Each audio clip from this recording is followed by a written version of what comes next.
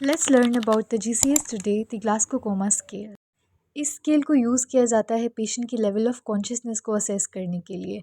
अब कौन से पेशेंट्स में इसको यूज़ करते हैं? न्यूरो पेशेंट्स में, स्ट्रोक के पेशेंट्स में, आईसीयू पेशेंट्स में, हेड इंजरी के पेशेंट्स में।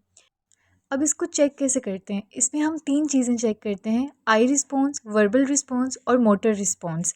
टोटल स्कोर होता है 15, आई रिस्पॉन्स का स्कोर होता है 4, वर्बल का होता है 5 और मोटर का होता है 6। अब मिनिमम स्कोर जो है इस स्केल का वो है 1, 0 नहीं। अब ये रिस्पॉन्सेज चेक कैसे करने हैं? सबसे पहले आई रिस्पॉन्स चेक करेंगे। अगर तो पेशेंट की आँखें नॉर्मली खुली हुई हैं विदाउट एनी स्टिमुलस तो वो उसका 4 पॉइंट देंगे।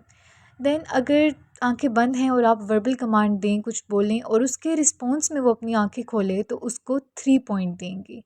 अगर पेशेंट तब भी आंखें नहीं खोल रहा वर्बल कमांड से भी तो उसको थोड़ा सा पेन प्रेशर देंगे। अगर तब वो अपनी आंखें खोलता है तो उसका 2 पॉइंट होगा और अगर स्टिल वो नहीं खोलता तो 1 पॉइंट होगा, मतलब कोई आई रिस्पॉन्स ही नहीं है उसका।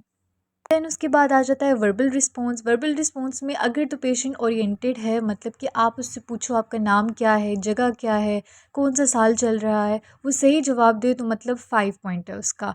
अगर आप यही सवाल उस पेशेंट से पूछो और वो थोड़ा कंफ्यूज्ड हो, उसको याद ना हो कि ये कौन सा साल चल रहा है, 2025 है या 2020 है, क्या चल रहा है, तो उसका 4 पॉइंट है।